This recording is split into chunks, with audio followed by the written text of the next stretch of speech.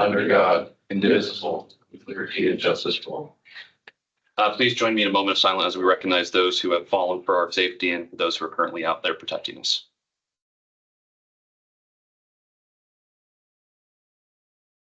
Thank you. Good afternoon, everyone. This is the first time I've ever ran a meeting, so if I screw up, please give me grace. But with that, we had an executive session that was held prior to this meeting to discuss personnel issues. I also want to say that there was executive sessions to discuss personnel issues on February 7th and February 8th. With that, we can move on over to the approval of the minutes. Do I have a motion? So moved. A second? I wasn't there. All right, I'll second them then. And then, any comment from the board? Comment from the public? All in favor? Aye. You will. Chairman's report. I'm not Dick Comrance. I'm serving in that capacity for chair. But we do have Ed here who will be serving as the police commissioner the next 2 months as Dick tends to personal matters.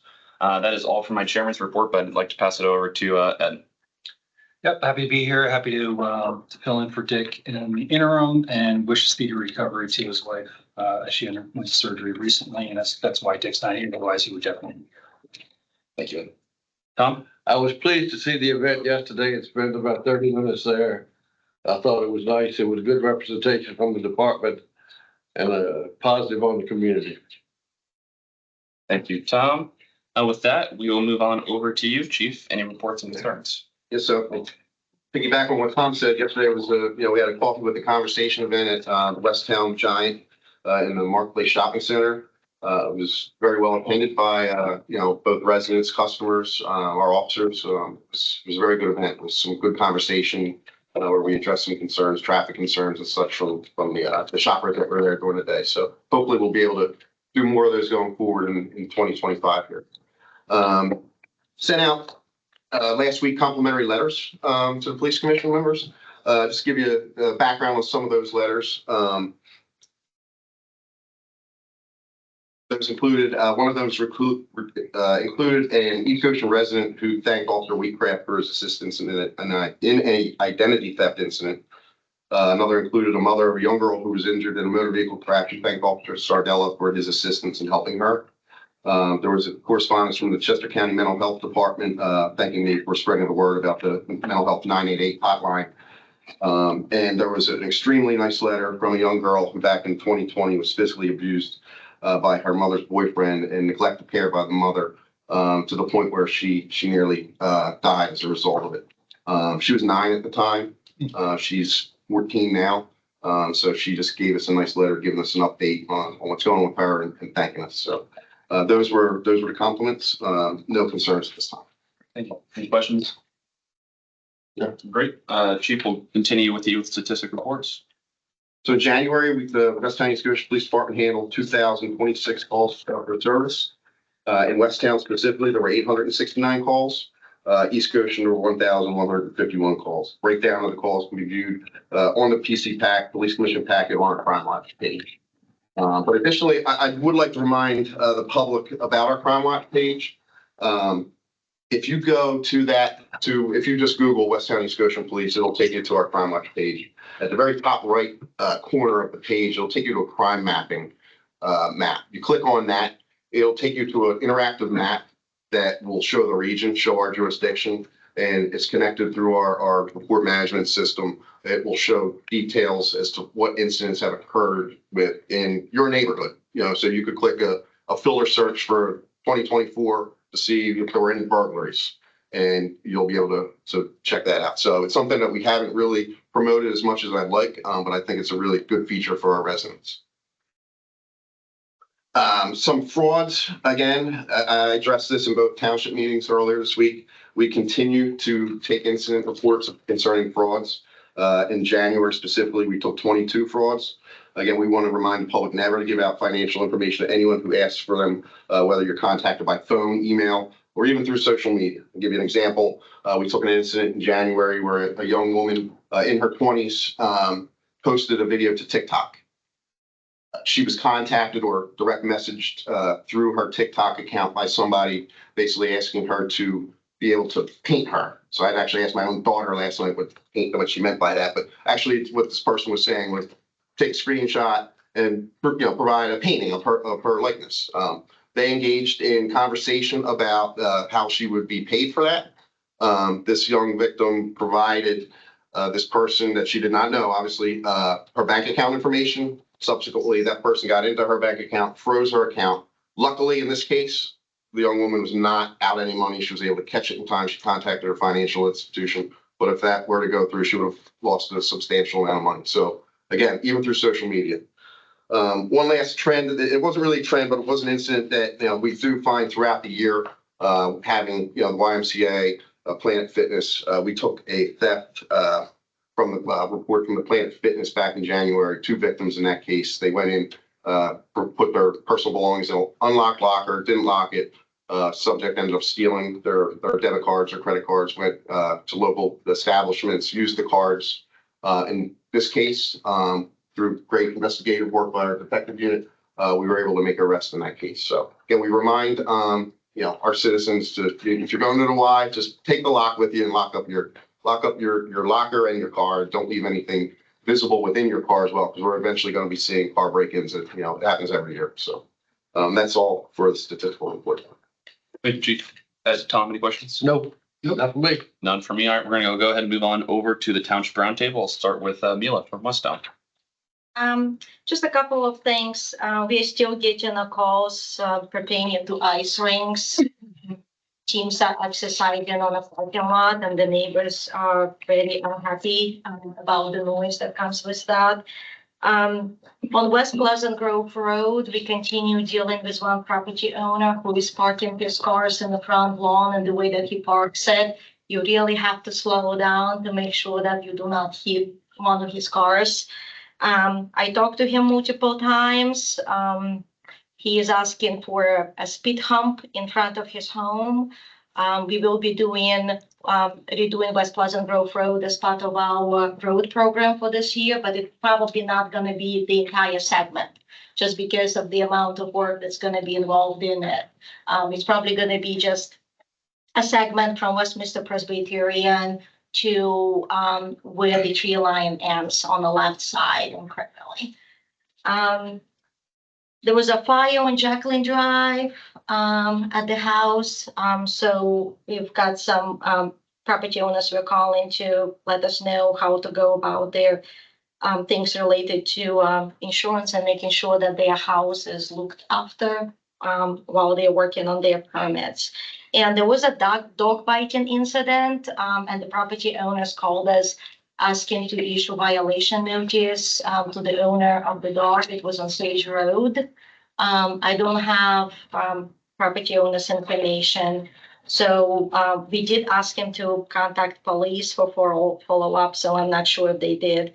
And we've had first time, at least at my time at Westtown, we had a homeless person stopping by and asking questions about 211 and resources. So it took us a while to help her. We did direct her to the police department, but she just would not leave.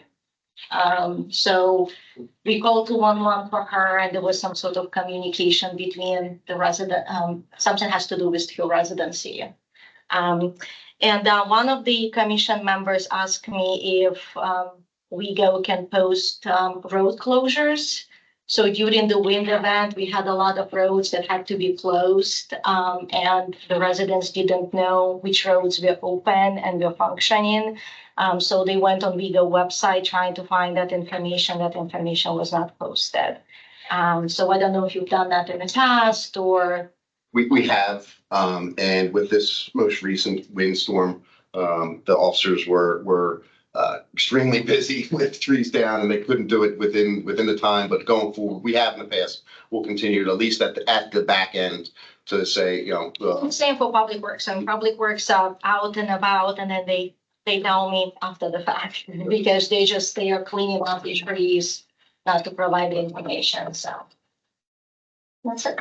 In regards to, Sage Road, I'll look in to see that it was Okay. reported. And in regards to the ice rink, extra patrol of our patrol units has been, conducted there, on the weekends and over the nights. Yeah, it seems to me it's usually weekends. Yeah. That's the problem, not really during the week. Yeah. It's the weekends, and it used to be just maybe 5 kids, 6 kids, but now it's entire teams with the box out there warming up before the ice hockey game. And I've actually spoken with management myself, recently, last 2 weeks, just to remind them as well. Thank you, Mila. Anything from you, Ed, in regards to West Just Town? real quick, and I'm sure this is on your radar, Chief, the Darlington Inn could be an attractive nuisance. We've got cameras up there, but as the weather gets warmer, we just want to make sure folks aren't going into that building who shouldn't be going into that building. Yep. Thanks.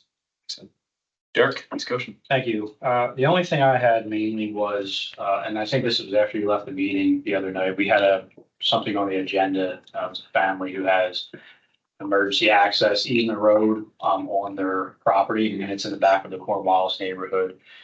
It is used as an ingress and egress for that neighborhood, because it leads to Hershey's Mill Villages, and if Cornwallis it's a one road access, so if it ever gets shut down for whatever, it has happened before. I think there was a tree a couple of years ago that cut off access, so this emergency route going into the back of Hershey's Mill Villages is there.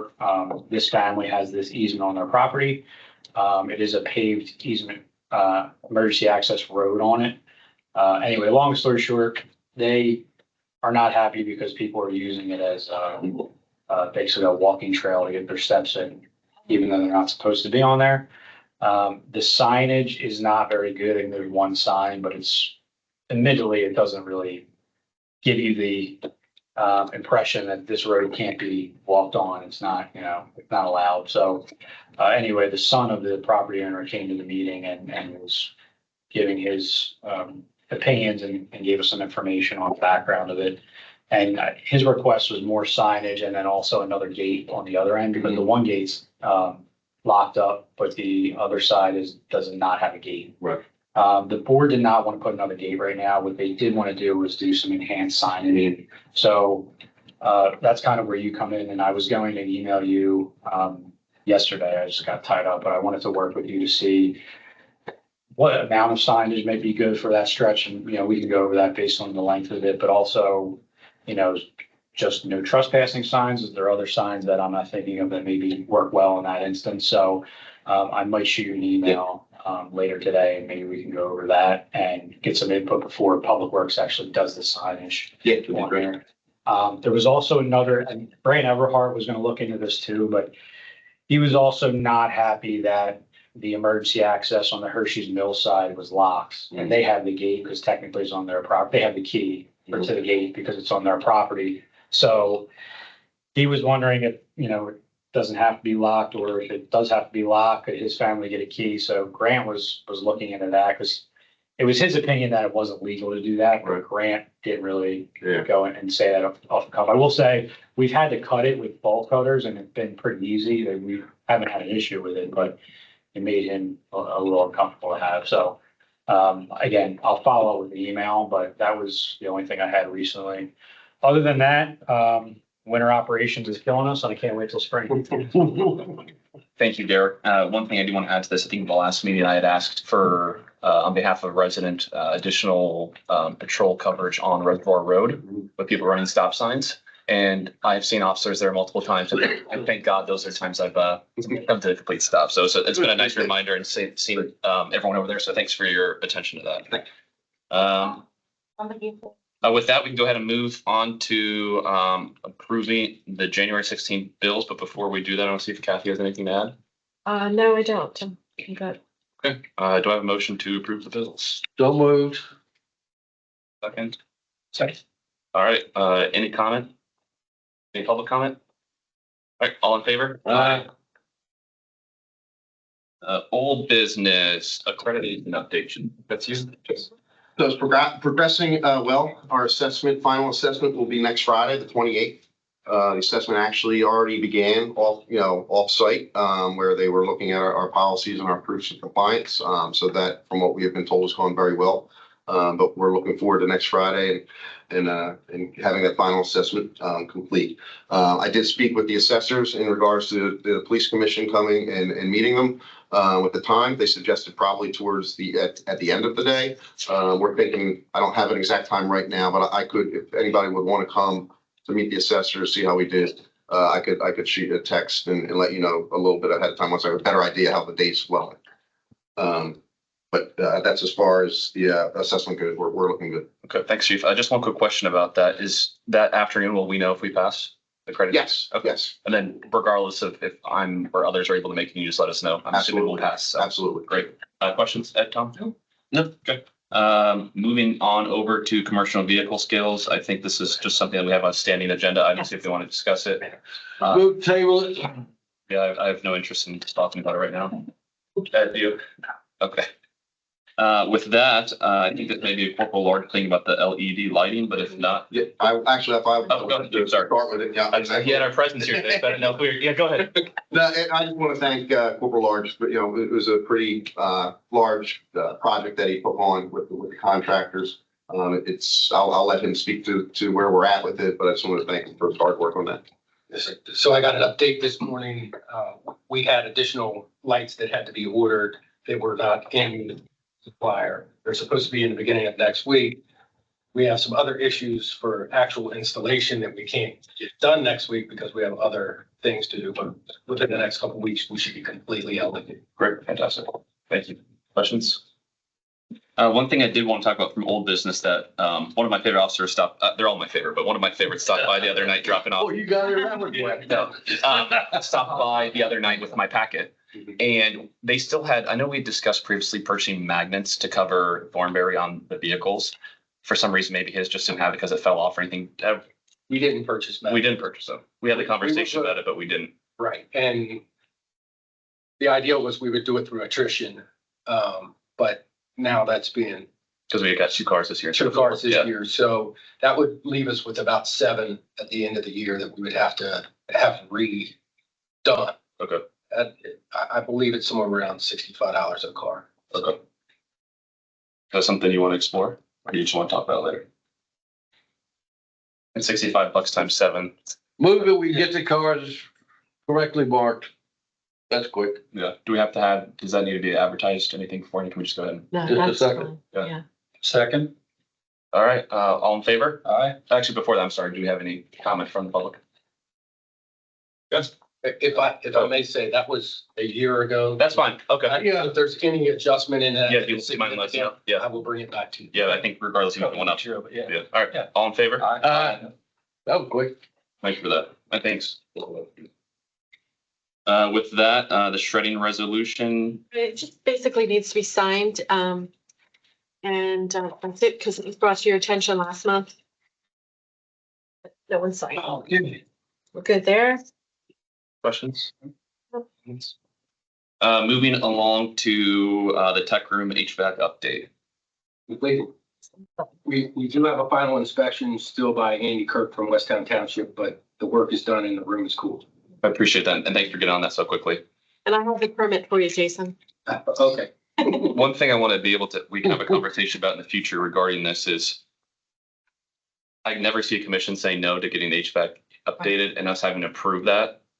I don't know, it just seems like it could delay time if we're not near our emails to approve something like that. So I think maybe in the future, if we can have a conversation about up to a certain dollar amount, Right. that we just go ahead and approve. I think if our air conditioning shut down at Ethiopian Township, Derek would not ask for permission, and nor would I expect him to. So Situation there was, a lot of times when we have major repairs on the HVAC, we go ahead with it. This was a special situation because it was a mini split. It wasn't put in when the building was built. And it was over $5,000. So that's why we brought it to your attention. I don't think it slowed down the process really, but maybe a day. Okay. Jason moved along pretty quickly you should. and you all Okay. did respond pretty Yeah. quickly as well. Okay, just in the future that if we have Yeah. PC members who don't respond that quickly. Right. Yeah, I mean, the only thing I can think of to add on to that is if there's a certain line item in the budget that pertains to ongoing maintenance that maybe not even set, unless it goes, if we get into the time of year where it goes over that threshold. That's just a suggestion. Yeah, we do have a capital reserve account that we can use for replacement of HVAC. So But That it was more or less, Critical component of the yeah, operation. it was more or less a courtesy. Yeah. We knew it was gonna have to be done. It was more or less we want you to know this is going on. We're gonna get some quotes. Jason did get some good deals too. Yes. With that, I want to turn over to officers' comments, and I'd like to ask if any officer does comment that you talk about the work that the association you all did on behalf of the resident. I don't know, this idol's on Facebook about the child that you guys all helped close and things of that nature. I don't know if everyone else knows that in the room, so. You were there, Ross.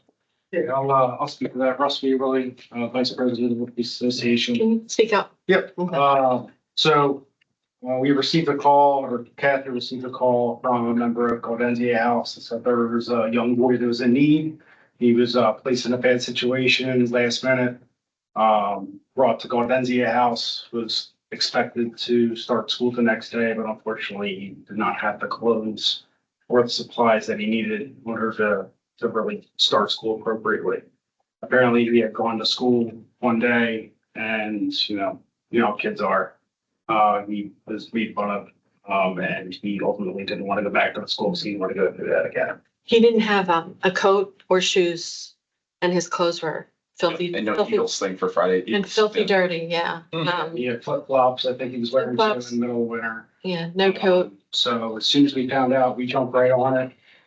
We went down to a local store, he bought the kid a couple $100 worth of clothing, so make sure he was fitted for our week's worth of school. Bought a backpack, and then obviously with the Super Bowl coming up, we needed to make sure he knew it, sure his support for the Eagles.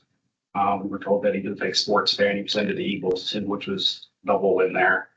And a little funny story, so when apparently Kathy shared this with me, when the member of Gaudensia House went into talk to the kid and to like tell him that we were here, she started out with saying, "Oh, the police are here for you," and he went like, "What I do wrong?" But she said, no, like they're here, they wanted to surprise me with something. And the minute he walked out and saw all the things that we had for him, you should see the smile on his face. It totally made probably my year.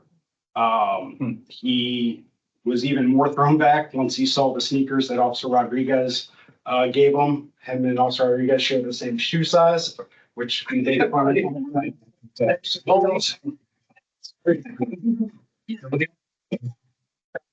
But he gave him like 3 or 4 pairs of like Nike brand sneakers that, if you know Officer Rodriguez, he takes care of his things.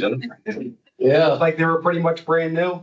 And the smile on this kid's face was just, a once in a lifetime thing you get to experience. Excellent job, Bob.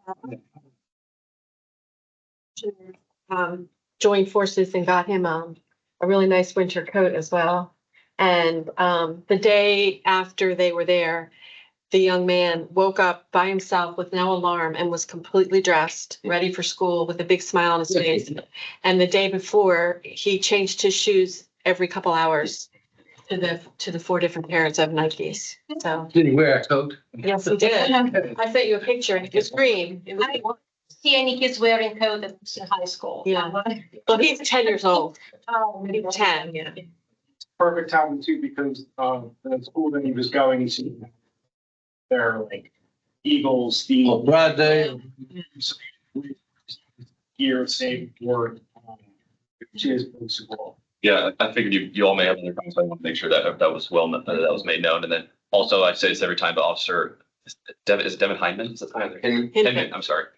He does a great job posting everything on Facebook as well. So Great job. yeah, that made me feel proud to be part of the police commission. And also, you talk about having a full service police department. It's more than just the day-to-day work. It's, the extra community work. So I appreciate you. I think these guys were back to the Gaudensia within 2 hours with all the. Yeah, when you sent the email and then I get Yeah. photos, like, oh my gosh, it's was fantastic. fantastic.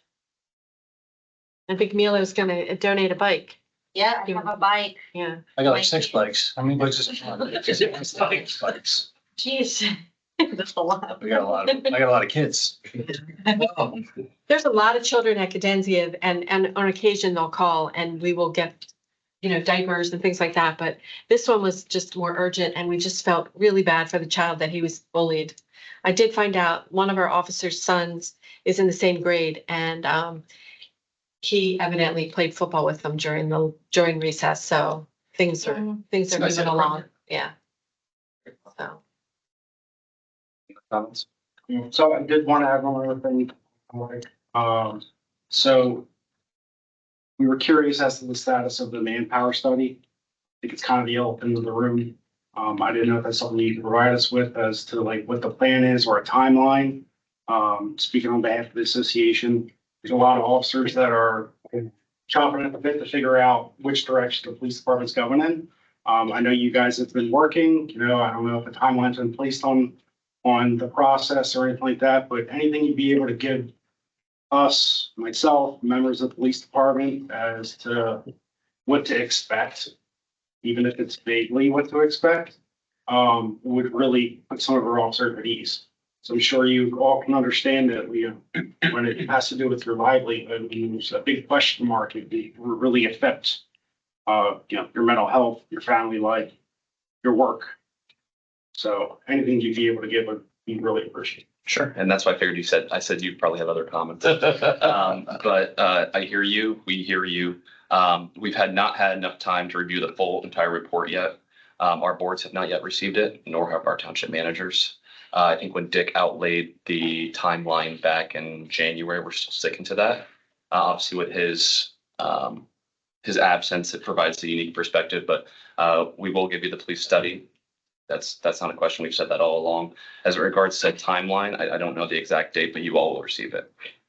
I asked the question as to what the reasoning would be behind withholding it from the police association. If it's the report, it's not going to change, right? So like, if we have it, at least we can kind of speed the process up, because ultimately we can all admit there's plenty of things going on this year, right?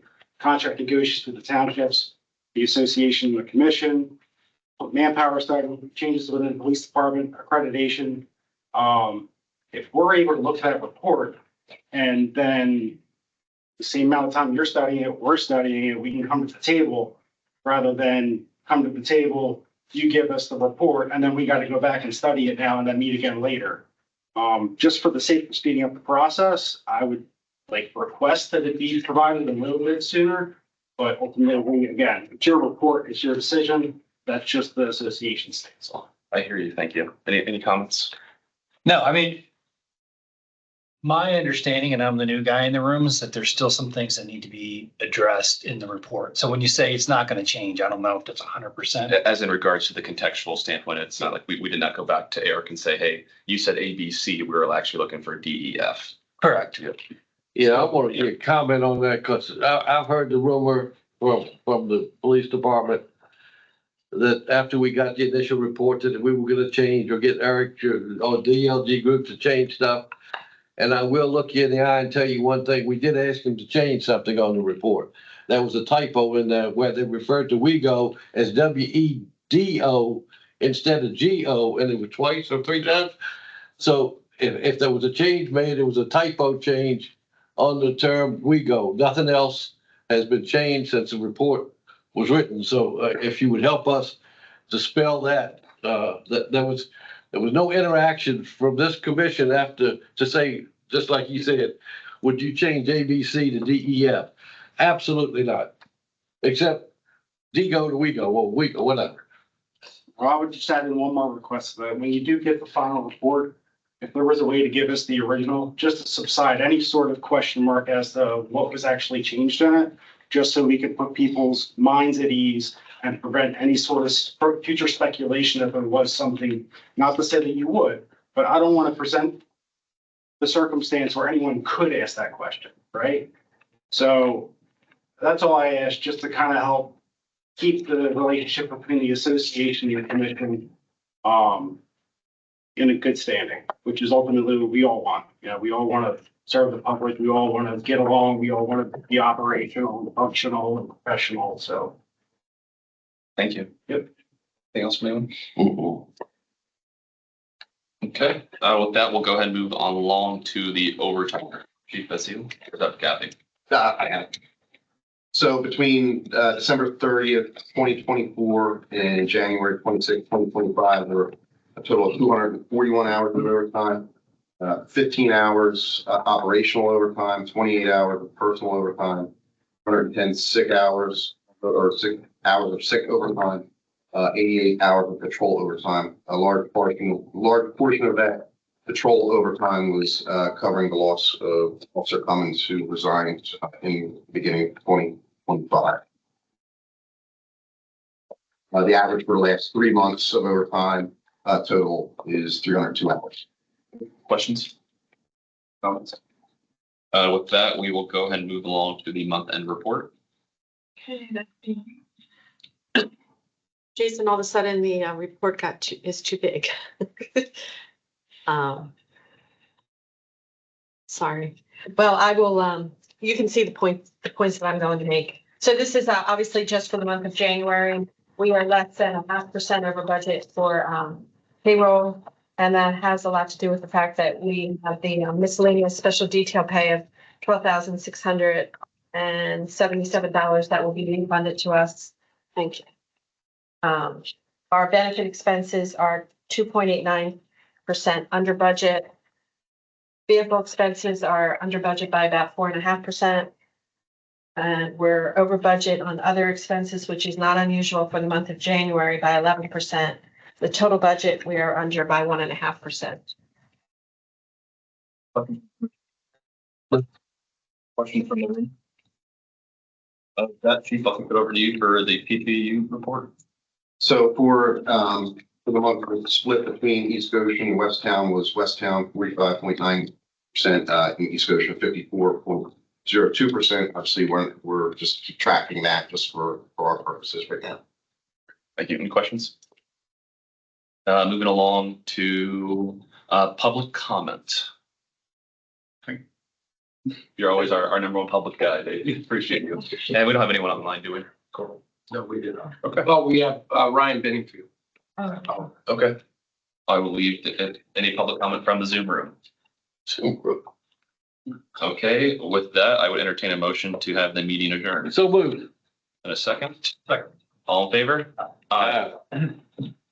Thank you. And then, Chief, do you mind saying this? You can have 5 minutes or so. Yes. Okay. Thank you, everyone. Thank you. Yeah, you can turn it off. Thanks, Jason. That's what happens when we don't have.